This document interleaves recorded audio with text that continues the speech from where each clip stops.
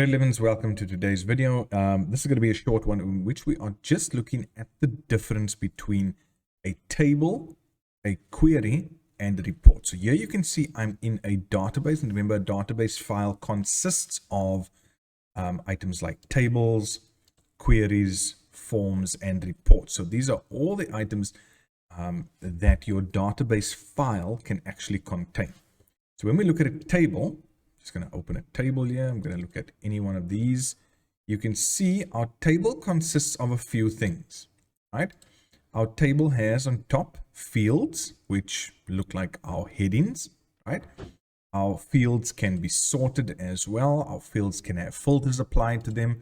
So we've got columns that represent obviously everything within that field. We've then got rows, and when it comes to access, we know our rows contain or are records basically, right? So one row of data over there is a record.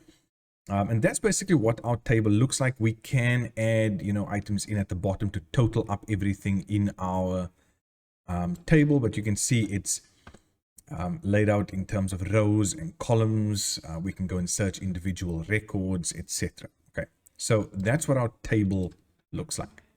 Then when it comes to our query, our form, and our report, folks, just understand that all three of these are based off of our tables. In other words, our table becomes the first point of access. In other words, this is where we are entering all our data into.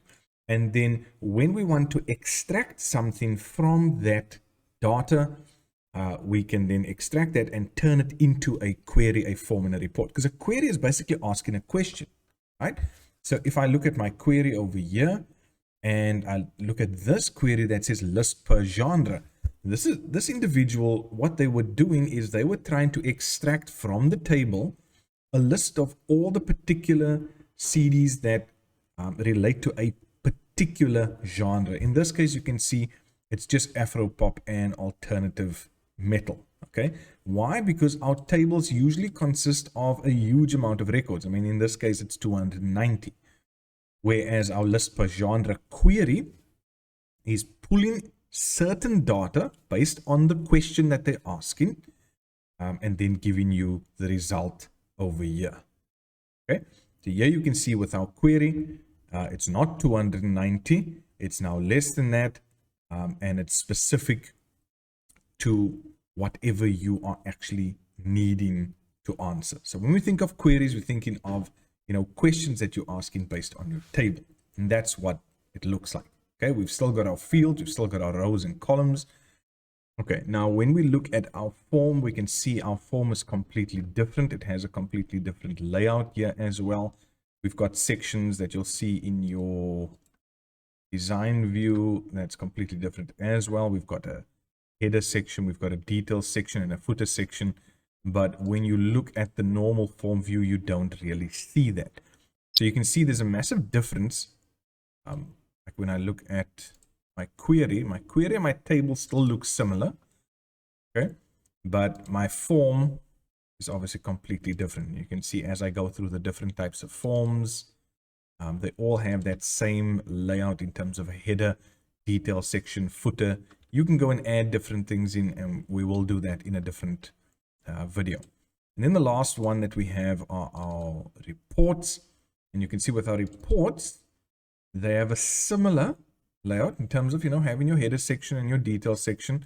But when we also go into the design view, you'll see that there's a lot more in terms of the different sections. Plus, when it comes to our reports, we can group things. Here you can see a layout where we can group things according to different aspects like the genre, the artist, or the CD name. We can have subtotals. Let me see if I've got here. We can have subtotals per category. We can pop in the date and a full total at the bottom. All these different things. So grade 11s, this is just showing you the difference between a table. Let me just go into it for the last time. A table, a query, a form, and a report.